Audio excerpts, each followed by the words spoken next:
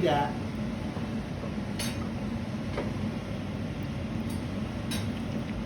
While Elle puts the gravy sauce, I'm gonna take the buttered noodles and they go in the pan, and then we just give them a nice little place to rest. And I make a tiny little divot in the middle so that Elle can actually put the beef bourguignon in the middle, and it will like form a beautiful top.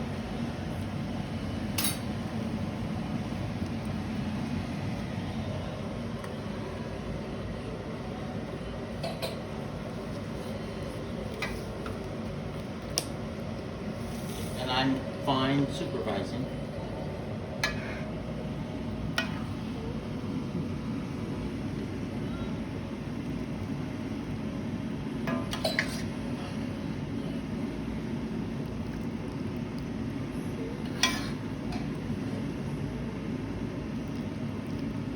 Beautiful.